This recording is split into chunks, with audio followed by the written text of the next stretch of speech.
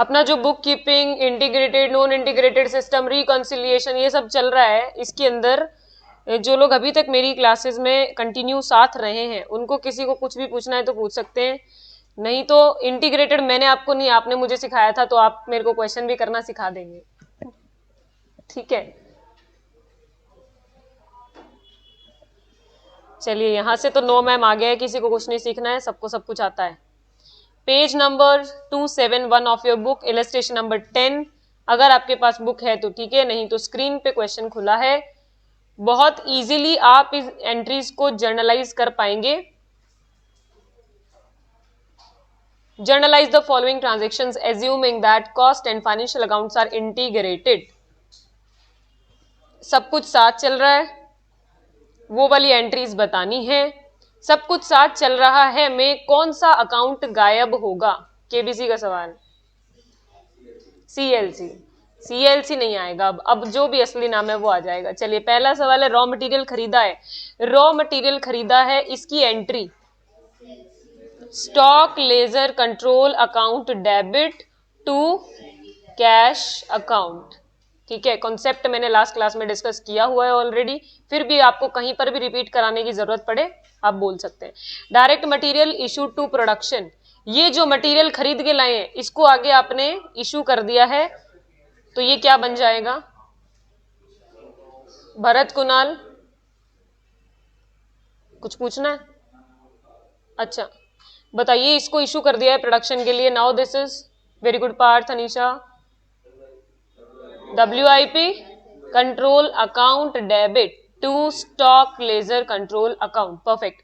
Wages आपने pay किए, सबसे पहले तो हम पे करने की एंट्री करते हैं, उसके बाद इनको अलग अलग करेंगे। पे करने की एंट्री क्या होती है? Wages control account debit to cash account. उसके बाद में बोला है 30% इनडायरेक्ट है, तो बाकी 70% क्या होंगे? डायरेक्ट होंगे। जो डायरेक्ट होते हैं उनको हम बिना सोचे समझे WIP में डाल देते हैं। WIP control account debit to wages control account, केवल 70% डालने हैं। तो बताइए 24,000 का 70%,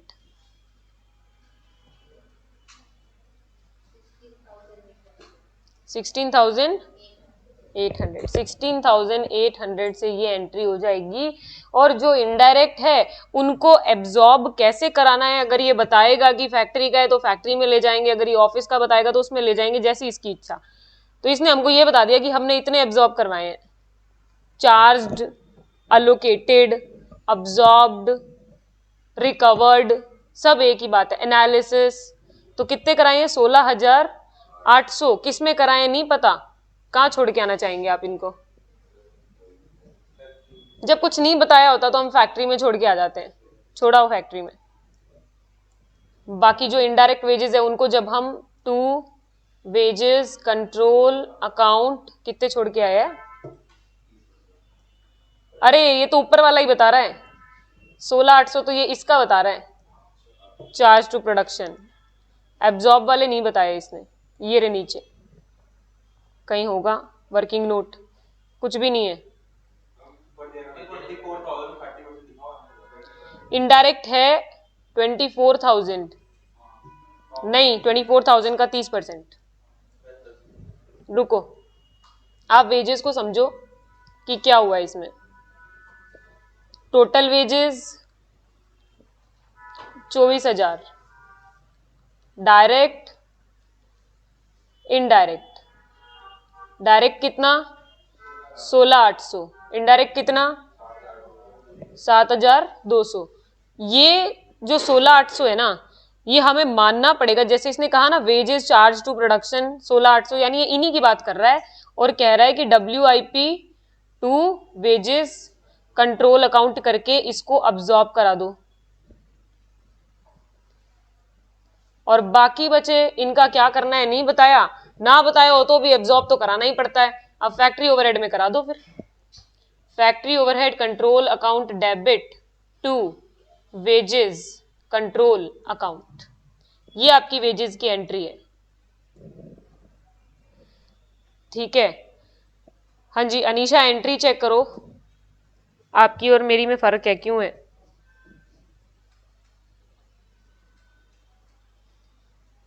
तुम लोगों का डन है? इसमें कहीं CLC आया नहीं तो हमने सोचा ही नहीं क्या करना है। आगे देखें, मैन्युफैक्चरिंग एक्सपेंसेस इनकर्ड, खर्चा हुआ। मैन्युफैक्चरिंग या फैक्ट्री एक ही बात होती है, ठीक है।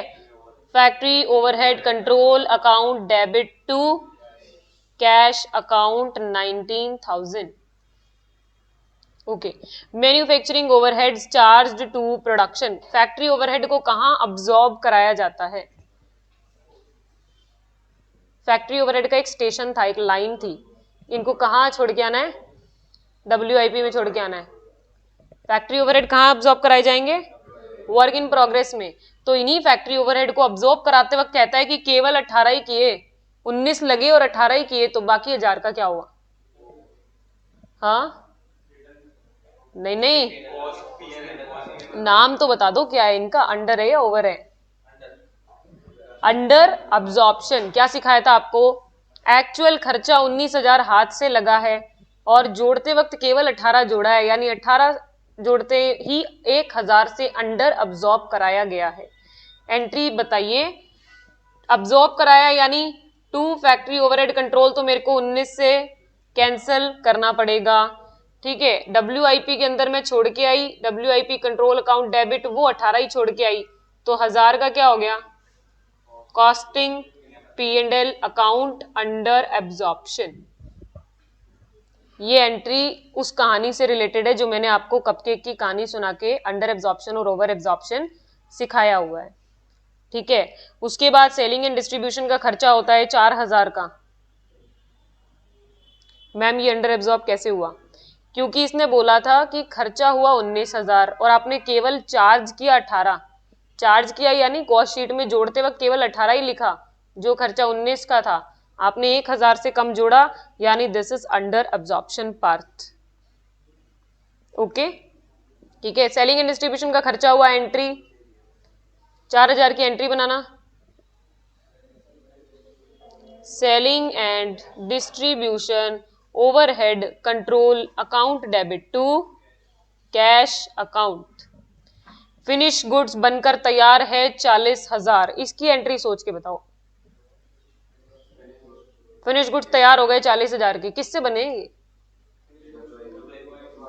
Finish goods control account debit to WIP control account. Okay, sale कर दी 58,000 की, सेल तो यहां पे भी सेल ही है, cash account debit to sale account.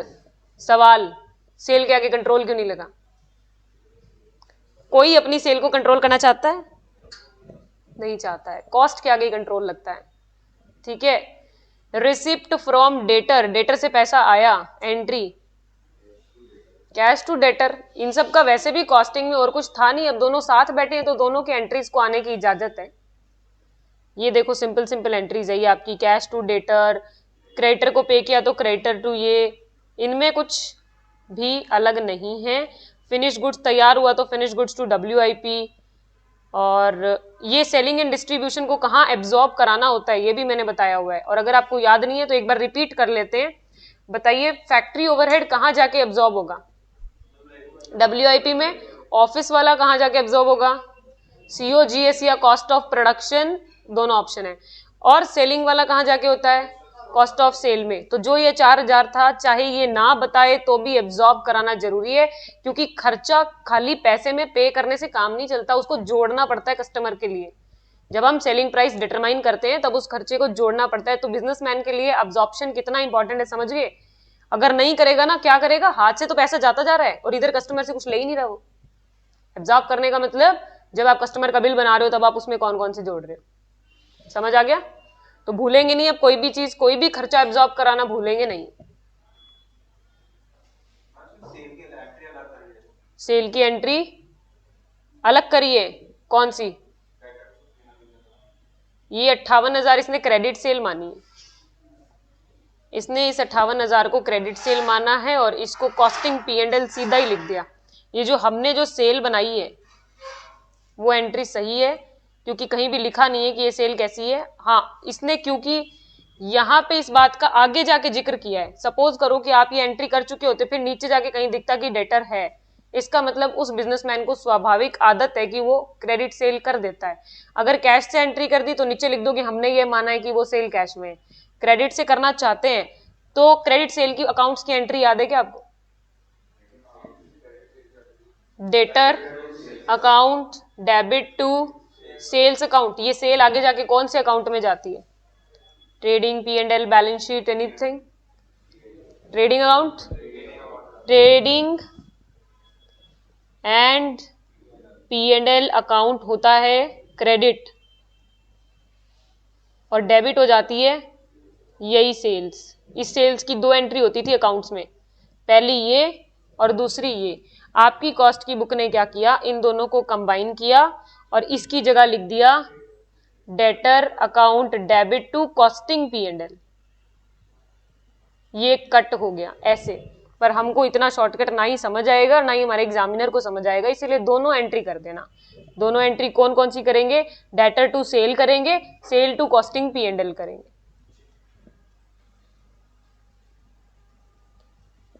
इनमें से किसी भी एंट्री को कुछ रिपीट करना है?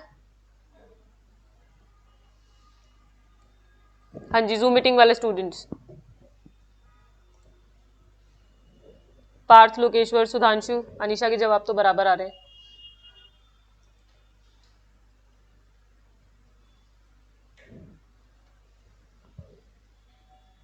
नहीं,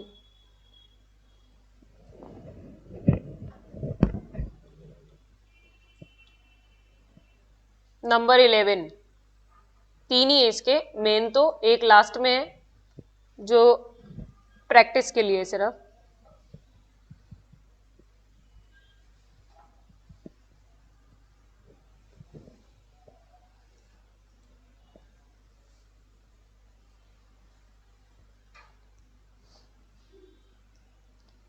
इशू ऑफ मटेरियल की एंट्री। इशू का मतलब क्या होता है? खरीद के ले आए, लाने के बाद फैक्ट्री में इशू किया है। समझ आ गई बात? लाने की एंट्री नहीं करवा रहा आपसे, सीधा दूसरे नंबर एंट्री करा रहा है कि भाई मैं ले आया था, लाने की एंट्री तो तुम रहने दो, अपने तो ये बता दो, इशू कर दिया है सीधा। सीधा आपने डायरेक्ट मटेरियल को इशू किया और इनडायरेक्ट मटेरियल को इशू किया। इशू करने की एंट्रीज याद है क्या आपको? WIP to SLC। Work in progress control account debit to SLC। Direct material की तो ये हो जाएगी, और जो इनडायरेक्ट मटेरियल है वो किस में जाके चार्ज होता है? Factory overhead control account debit to SLC account 1.5 lakh, 1.5 lakh. ऐसे ही वेजेस का पेमेंट की बात नहीं हो रही, सीधा ही अब्जॉर्प्शन की एंट्री मांग रहा है, अलोकेशन की एंट्री मांग रहा है। तो डायरेक्ट को कहां पे अब्जॉर्ब कराते हैं आप? डायरेक्ट वेजेस होता है WIP control account debit to wages control account 2 lakh, 2 lakh. Indirect वाले को अगर बता देता तो ठीक है, नहीं बता रहा तो हम फैक्ट्री में ही छोड़ाएंगे। Factory overhead control to wages control account, okay, 40,000 and 40,000। Now the most interesting part, overheads absorbed in the job. जो मैं अभी आपसे पूछी थी कि किसको कहां छोड़ के आना है, फैक्ट्री वाले को कहां छोड़ के आना है? वर्क इन प्रोग्रेस में। Work in progress control account debit to factory overhead control account, ठीक है। एडमिन वालों को कहां छोड़ के आना होता है? COP, COGS, फिनिश्ड गुड्स, इसके लिए कुछ भी यूज हो सकता है इन तीनों में से। तो COP से कर दो चाहे COGS से कर दो, गलत कोई भी नहीं करेगा। Account debit 50,000 to admin overhead control account 50,000। Then selling वालों का छोड़ के आना है? Cost of sale account debit to selling and distribution overhead control account 30,000, 30,000। किसी गाड़ी ऑफ ट्रैक तो नहीं है? नहीं है। अंडर और ओवर एब्जॉर्प्शन, ये एंट्री आपको अच्छे से आती है। पहले तो मेरे को बताओ कि ये जाते कहाँ हैं? अगर कुछ नहीं लिखा होता तो इनको कहां जाना होता है? कॉस्टिंग P&L, कॉस्टिंग P&L से ही चार्ज करेंगे, कुछ और तो दे नहीं रखा। ओवर हमारे लिए इनकम है और अंडर हमारे लिए नुकसान है। अंडर के केस में कॉस्टिंग P&L डेबिट होता है, और ओवर के केस में costing P and L credit होता है। तो एक साइड तो पता ही है, दूसरी साइड जो इनके नाम है वही हो जाएंगे। ठीक है, बनाएं इसकी एंट्री। चलो फर्स्ट वाला ओवर एब्जॉर्प्शन है, मैंने आपको बोला ओवर एब्जॉर्प्शन के केस में कॉस्टिंग पी एंड एल बड़ा खुश है, उसको इनकम हुई है। To costing P and L तो आ गया, डेबिट किसको करूंगी, इसी को कर देंगे। Factory overhead control account debit to costing P and L. और दूसरे वाले में जहां पे अंडर एब्जॉर्ब करना हो गया है, कस्टमर से कम चार्ज किया है, कॉस्टिंग पी एंड एल दुखी है, और पी एंड एल जब दुखी होता है तो वो क्रेडिट होता है। To admin overhead control account. Very good Lokeshwar, ये इसने बनाई है ये सारी एंट्रीज।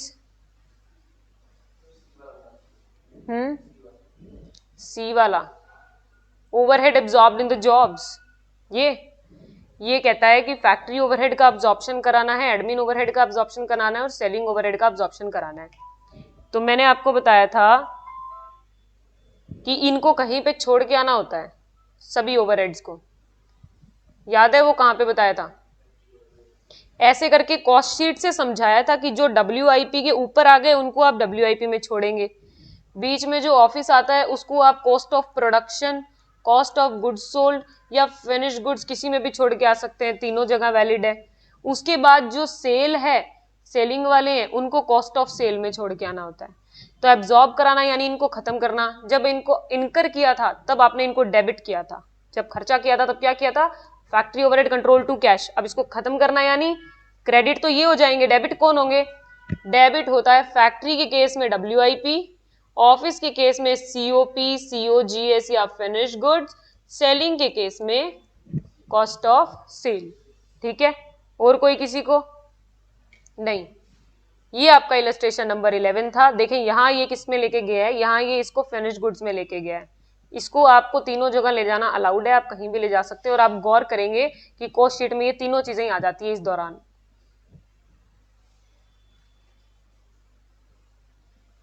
इलस्ट्रेशन नंबर 12 करने से पहले अभी तक के चैप्टर में आपने जो भी पढ़ा उतनी एक क्विज हो जाए। जब जनता ज्यादा होती है तो मेरे अंदर का अमिताभ बच्चन जाग जाता है, KBC वाला। ठीक है, थोड़ा सा कष्ट करोगे क्या, टीम में बट जाओगे क्या, बस 2 टीम, 2 ही में बटना है। कितने लोग हैं आप, 4, आगे वाले पीछे वाले, ये तो कीर्तन वाली बात कर दी तुमने, आगे वाले बोलो पीछे वाले बोलो। नहीं नहीं, इसमें से कुछ लोग इनएलिजिबल है, जो चैप्टर ही नहीं पढ़े थे वो कैसे हो सकते हैं। ये देखो डायगोनल इनएलिजिबल है एकदम, वो दोनों को नहीं लेंगे। अब एक टीम तो है हर्षित, विनीत, भरत, कुणाल 4 और आयुषी 5 और अनु 6। ठीक है, एक टीम है केशव, अनीशा, अक्षी और ये दोनों के जिनके मेरे को नाम में कंफ्यूजन रहती है, चित्रांश, धनंजय, जो भी आप लोग, और युक्ति और मीत। अच्छा वंदना, आप इसी टीम में हो ना, ए वाली में। कितने लोग हो तुम लोग, 1 2 3 4 5 6 7। आप तो टीम में चैप्टर से बाहर है ना। हाँ, 1 2 3 4 5 6 7 और 7 बट गए हैं, सही सही बटे। पहली टीम ए के 7 लोग हाथ ऊपर करें, क्लियर तो हो ना, बाई चांस किसी और का जवाब दे रहे हो तो। 1 2 3 4 एंड 5 6 7। दूसरी टीम के 7 लोग, बहुत बढ़िया। अब आपसे पूछे जाएंगे कुछ सवाल, और आपकी जानकारी के लिए बता दें, ऑनलाइन वालों ने आपकी हेल्प के लिए बोला है कि वो जो लाइफलाइन होती है ना, एक्सपर्ट एडवाइस, वो देना चाहते हैं। ठीक है, अगर आपको कहीं भी आवश्यकता लगे तो आप बिल्कुल बता सकते हैं। अरे ऑनलाइन वालों, तुमको जवाब देना है, तुम्हें दोनों की टीम से जवाब देना है, बस माइक ऑन नहीं करना है, सिर्फ इसमें लिखना है। पहला सवाल टीम ए के लिए, रूल ये है, देखिए आपका रूल ये है कि मेरी तरफ से एक्चुअली इंटीग्रेटेड और नॉन इंटीग्रेटेड हो गया है। जो क्वेश्चन रहा है वो लेजर अकाउंट का है, ठीक है, वो तो हम कर लेंगे, पर उससे पहले कंसेप्ट चेक करेंगे आपके। रूल इज, जब मैं सवाल टीम ए से पूछूं, उनको जवाब देने के लिए पहले आपस में बात करनी है। अगर मेरे तक कोई जवाब पहुंच गया और वो गलत हुआ तो -5 है, ठीक है। और जीतने वाले को क्या मिलेगा, तुम्हें फिर भी लेना ही क्या है, तुम यहाँ पे आग क्यों लगवा रहे हो? ये तो तुम्हारे मतलब की बात कर रहे हैं, बताओ, कल ही तो दिलवाया, और क्या चाहिए तुमको। अब अब अगली साल की वेट करो, ठीक है। रूल पहला, नेगेटिव मार्किंग। अगर आपकी टीम से गलत जवाब आया बाहर, इसीलिए खुजूर फुजूर करके आंसर देना, पर गलत जवाब बाहर आया तो आपकी -5 है। सही जवाब देने पे +10 है, और क्वेश्चन पास होगा ऑनलाइन वालों को, आपस में कुछ भी पास वास नहीं होगा, क्योंकि तुम लोग बोल देते हो आंसर एक्साइटमेंट में आके, ठीक है। इनाम होना चाहिए, इनाम कल मैंने इनको दे दिया है, आप यहाँ पे नहीं थे इसलिए आपको पता नहीं है, ठीक है। चलिए, टीम ए से पहला सवाल आपके लिए। सवाल ये है कि हम है ना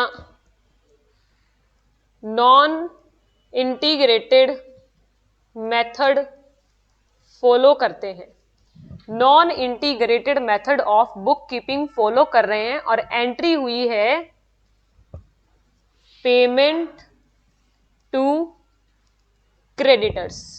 you have to tell me journal entry. Team ए,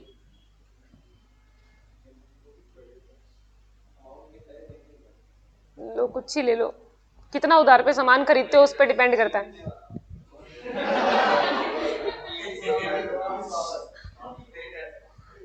नहीं, वो बाद में बात करेंगे उसके बारे में। टीम ए आंसर दे दे, फटाफट दे दे।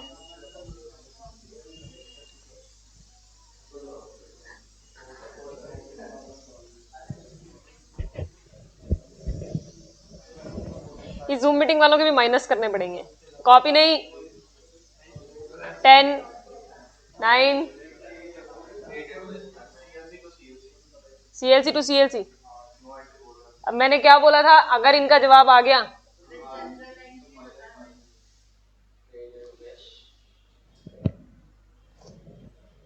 देखो, अब बोल ही दिया है तो अब माइनस प्लस करना तो मेरे हाथ में। मैंने कहा था अगर जवाब बाहर आ गया बिना डिस्कशन के तो मैं तो उसको कंसीडर कर लूंगी, ठीक है।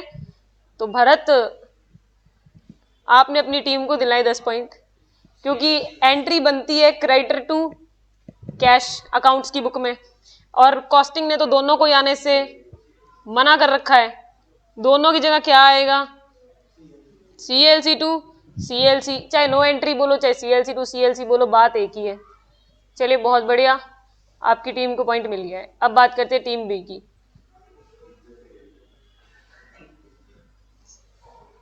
देखो जल्दबाजी में जिन्होंने गलती की ना ऑनलाइन वालों ने, सबने मैसेज एडिट कर दिया है बिल्कुल अच्छे से। आजकल ये पता लगने लग गया कि एडिट हो गया message. Team B, question is that we are following integrated method, integrated method, and the thing is returned from, नहीं, return to stores, material return to stores, material returned to stores rupees 50,000. You have to tell me the journal entry.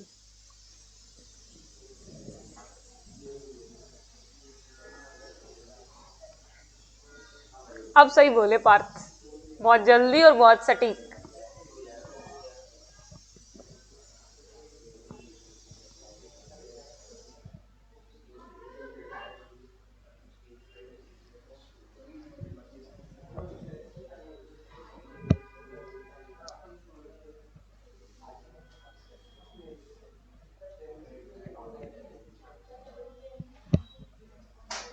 जरूरत से ज्यादा समय नहीं लेना है। हाँ गिनो गिनो गिनो, बिल्कुल गिनो। रुको रुको, कोई बोल रहा है बोल रहा है बोल रहे बोल रहे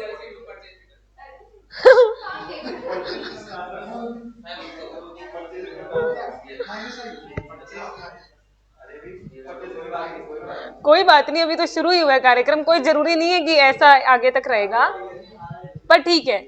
ये ना मैं आपको टीम स्पिरिट सिखा रही हूँ कि कम से कम आपको बोलना है, दबाव में आके नहीं, फटाफट डिस्कस करना है कि मेरे को ऐसा लगता है, तुम्हें इसमें कोई गलती लग रही है तो बता दो।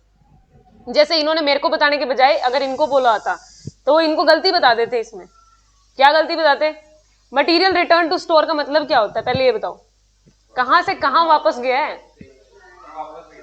स्टोर पता है गोडाउन होता है, गोडाउन, स्टोर, फैक्ट्री से वापस माल गोडाउन में आया है, यानी कि जो मशीन में रखा था WIP बन के पड़ा था वो वापस रिटर्न होके आया है।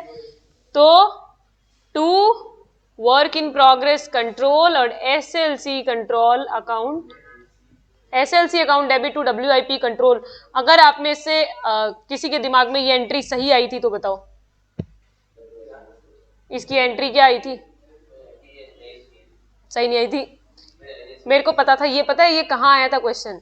अभी एक डिटेल क्वेश्चन किया था अपन ने सबसे पहला इंटीग्रेट उसका नॉन इंटीग्रेटेड का, उसमें आया। तब मेरे को लगा तुम लोगों ने ज्यादा गौर नहीं फरमाया इस चीज पे कि मटेरियल रिटर्न टू स्टोर की रिटर्न कहाँ से कहाँ रिटर्न हुई है। स्टोर को रिटर्न की है, शॉप नहीं, पड़ोसी की दुकान में नहीं गई, आप ही की स्टोर तक आई है वापस। ओके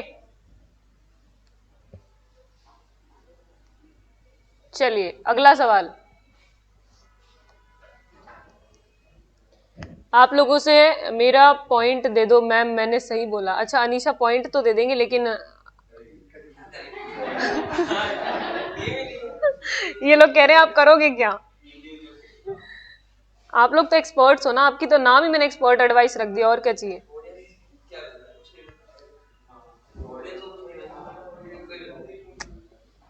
हाँ जी आपका सवाल है,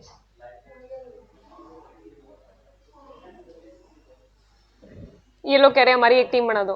तुम लोग फेस टू फेस आने लग जाओ फिर बना देंगे। रिकंसिलिएशन अभी इजी पूछेंगे ना, दोनों टीम के मार्क्स बनाने। Reconciliation is required in which of the following cases, इनमें से कौन से केस में रिकंसिलिएशन की जरूरत पड़ेगी, रिकंसिलिएशन की जरूरत पड़ेगी? Option A, option B, C and D. मैं एंट्री करके बता रही हूं फिर बता देना।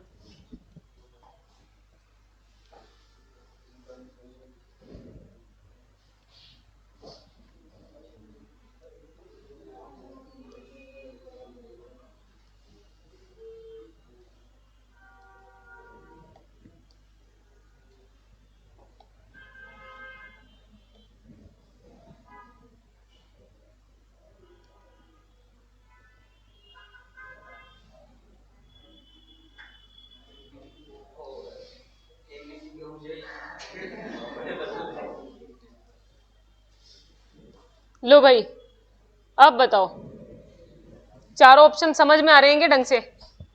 मैंने इतनी बार सी को मिटाया कि यहां से बिना डी देखे सी आंसर आ गया। इनको लगता है कि अगर मैंने इतनी बार इसको रब किया है तो आंसर यही होगा। टी में आंसर ऑप्शन डी। तुम्हारे हिसाब से ऐसे ही पूछ रही हूं, डी। पता कैसे लगा ये?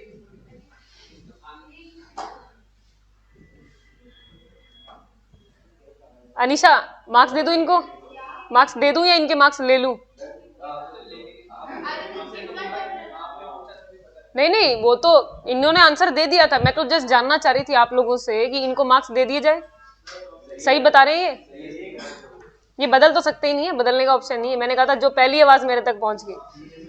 कैसे पहचाना भाई आप लोगों ने? CLC से पहचाना, वेरी गुड, CLC से पहचाना। ऐसे MCQ पहचानने, क्या चीज? हाँ तो वो तो इस ये वाले दे रहे थे ना। हाँ वो तो जब मैं लिख रही थी तभी देने लग गए थे सी।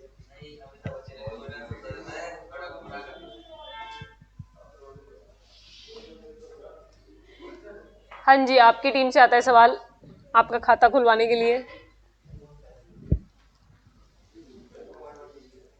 नॉन इंटीग्रेटेड मेथड है, नॉन इंटीग्रेटेड मेथड है, जर्नल एंट्री है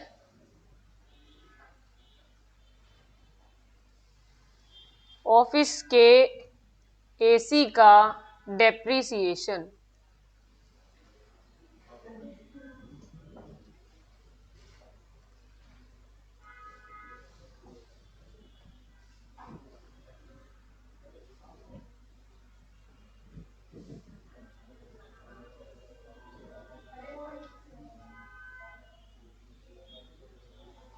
बहुत बढ़िया अनीशा।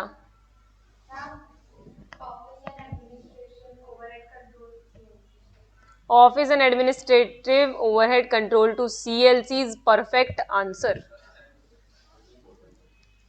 और ये आप अगर मुझे अकाउंट्स की बुक में करके बताएंगे तो क्या बनेगी ये एंट्री आपने कैसे बनाई?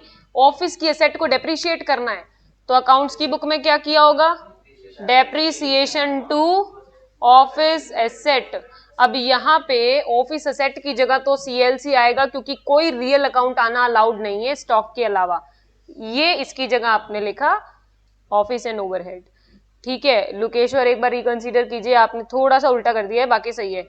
ऑफिस ओवरहेड का तो खर्चा हुआ है ना, तो उसको क्रेडिट कैसे करेंगे? वो डेबिट होगा।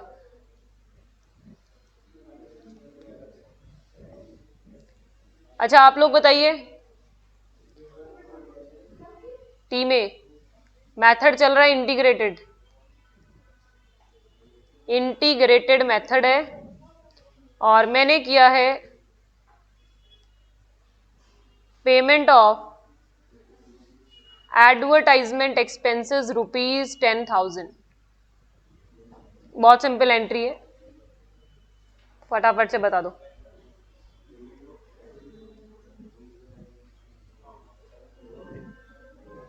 पार्थ गौर से पढ़ो क्वेश्चन को Partha.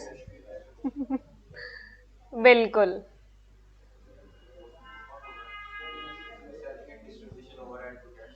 Selling and distribution overhead to cash, बिल्कुल सही।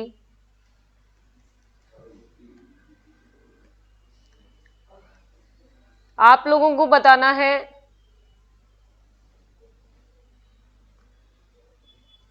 इंटीग्रेटेड में ही एंट्री बतानी है। एंट्री है material issued from one job to another, issued from one job to another, entry integrated में बतानी है।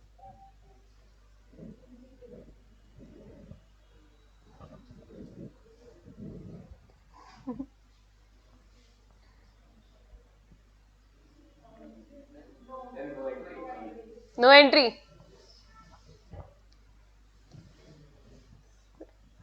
सोच लो। गया। तुम लोगों के अनुसार ये क्या बता रहे हैं, सही बता रहे हैं क्या? हाँ गलत बता रहे हैं, क्या आना चाहिए?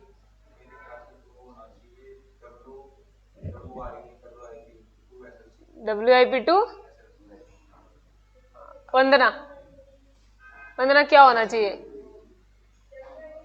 WIP टू WIP होना चाहिए। आक्षी कहाँ है?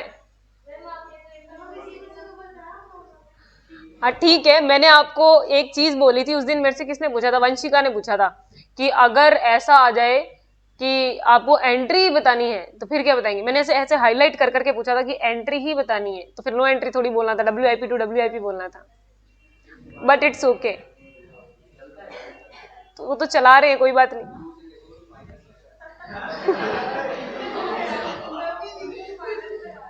आप खुश हो, ठीक है। अच्छा अब आप लोग बताइए,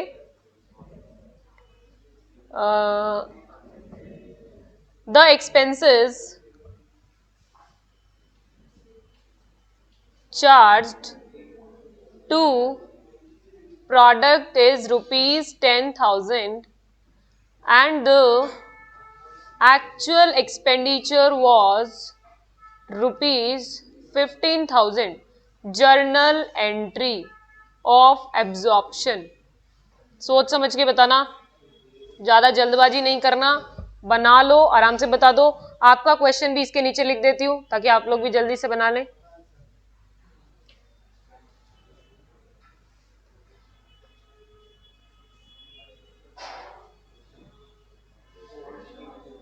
इसका जवाब एक साथ लूंगी मैं, इसलिए आराम से देना।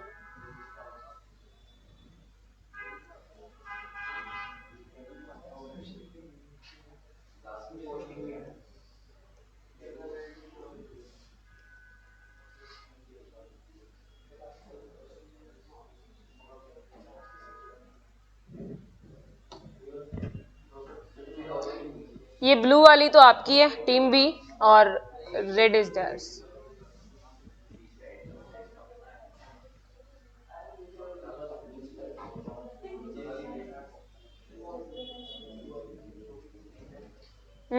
अनीशा अनीशा अनीशा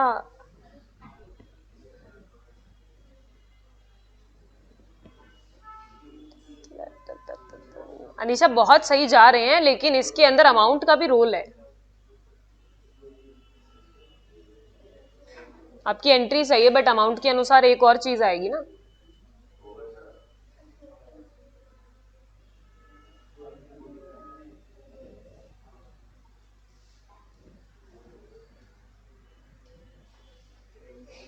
हाँ, ये मिस कर गए थे आप। जब दोनों टीम रेडी हो तो मुझे बता देना, फिर मैं आंसर एक साथ लूंगी आपसे।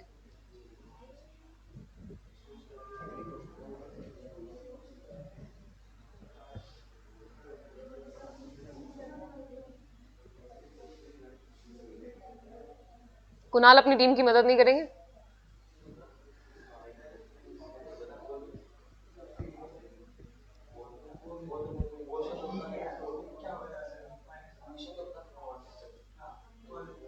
हर्षिता आप बोलो।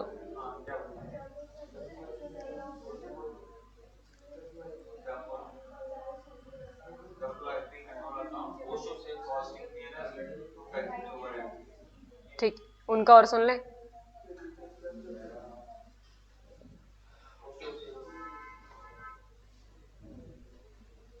आपकी तरफ से तो अब आ चुका है ना जवाब, अब तो निश्चित रहो। अब क्यों घबराना है? हाँ जी, team B, are you ready for the answer? 10 second, okay. उसको क्या बोलते हैं? घड़ी को भी वो कुछ बोलते हैं। हाँ हाँ, कांटा कांटेश्वर ऐसा कुछ कि वो चल रहा है।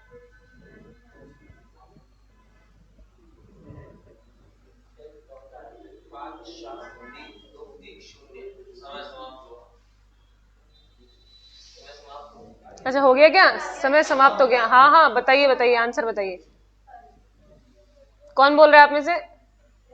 अनीशा, सही।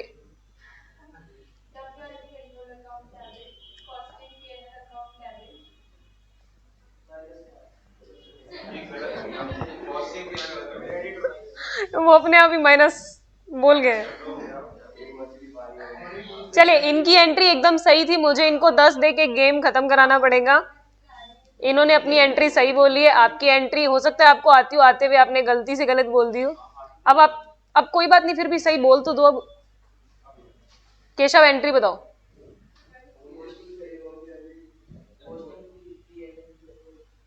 अच्छा, और मीत? नो। अनु? WIP, 2 factory overhead, 2 costing P&L। Very good. कैसे आया? सबसे पहले तो पता लगाओ फायदा या नुकसान है। तुमने एक्चुअल खर्चा किया 40,000 का और जोड़ा कस्टमर के बिल में 50,000, 10,000 का फायदा सीधा नजर आया। फायदा होता है तो कॉस्टिंग P&L क्रेडिट होता है, इतना तो पता लग गया। अब मैंने जितना चार्ज किया वो मैं WIP में लिखती हूं, तो चार्ज था 50,000, फैक्ट्री ओवरहेड था 40,000, ये 10,000 यहां आ गया। This entry is all complete.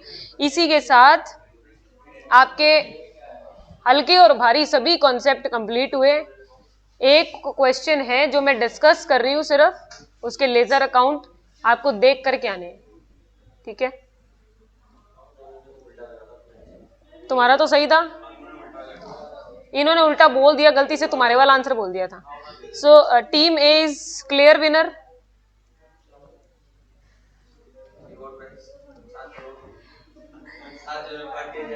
Online वालों ने बहुत हेल्प करने की कोशिश की। समय का काटा बोलते हैं क्या? अच्छा, उसको, पर वो उनको विजिबल नहीं, मैंने पहुंचाई भी नहीं आपकी मदद उन तक। देखो, इलस्ट्रेशन नंबर 12। ये पहले तो मेरे को इस कंपनी का नाम बता दो, कोई क्या लिखा हुआ है? इस कंपनी का क्या नाम लिखा हुआ है? नहीं, लिमिटेड लाइबिलिटी पार्टनरशिप तो है। ये कौन है? ये कौन है? ये क्या नाम है? ये ASA, आसा, ऐसा, ASA, ये ठीक है। ASA LLP जो है वो इंटीग्रेटेड अकाउंट्स बनाती है। नीचे आपको डेटा दे रखा है और आपको बोला है कि ये हुआ है पूरे साल भर में, और बनाने को कुछ बोला है? नहीं बोला। कहीं तो बोला होगा? कुछ भी नहीं बोला। अरे ये क्या बनवा रहा है? From the following details right up control accounts of a factory and prepare trial balance. Trial balance कब बनता है, किससे बनता है, इतना पता है आपको? लेजर के क्लोजिंग बैलेंस होते हैं ना, वो उठा उठा के ट्रायल बैलेंस में लिखने होते हैं, यही बात है। ठीक है, तो इसका मतलब लेजर बनानी पड़ेगी सबकी, जो भी अकाउंट एक बार भी खुल गया उसकी लेजर बनेगी। जैसे पहले नंबर पे आपको दिख रहा है शेयर कैपिटल, ये शेयर कैपिटल के आगे जो 3 लाख लिखा है, इसका नेचर बता सकता है कोई? क्रेडिट होता है या डेबिट होता है? क्रेडिट होता है। शेयर कैपिटल का जैसे ही बैलेंस आया वैसे ही एक अकाउंट बन गया शेयर कैपिटल अकाउंट। अब इसमें क्लोजिंग बैलेंस जो भी आएगा वो ट्रायल बैलेंस में जाएगा। रिजर्व का नेचर क्या होता है? क्रेडिट होता है। क्रेडिटर का? Plant and machinery, sundry debtors, closing stock, debit या क्रेडिट?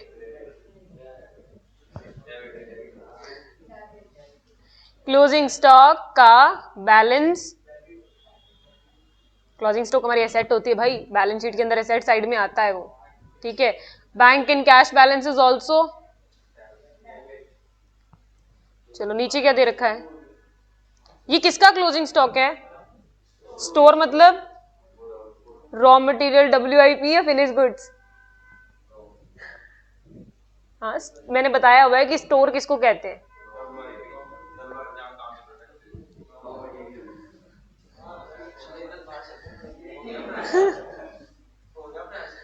हो गया, चलो ठीक है। नीचे कुछ एंट्रीज दे रखी है, आपका काम आज का ये है कि आप इनकी इंटीग्रेटेड सिस्टम के अनुसार जर्नल एंट्रीज बना के देखें। बिल्कुल सेम है, बिल्कुल सेम, अभी देख लो चाहे, अभी मैंने यही पढ़ाया था सेम टू सेम, अमाउंट ही अलग है। याद कर लो या देख लो पीछे वाले क्वेश्चन से। ये इलस्ट्रेशन 12 है, पर अभी मैंने आपको ये 11 में पढ़ाया था, सेम ही बातें। देखा देखा नहीं लग रहा क्या? ये तो बोल दो अभी 10 मिनट पहले देखा था। सेम है, एंट्रीज करेंगे, अकाउंट कल बनाना सीखेंगे। आपके पेशेंस के लिए धन्यवाद।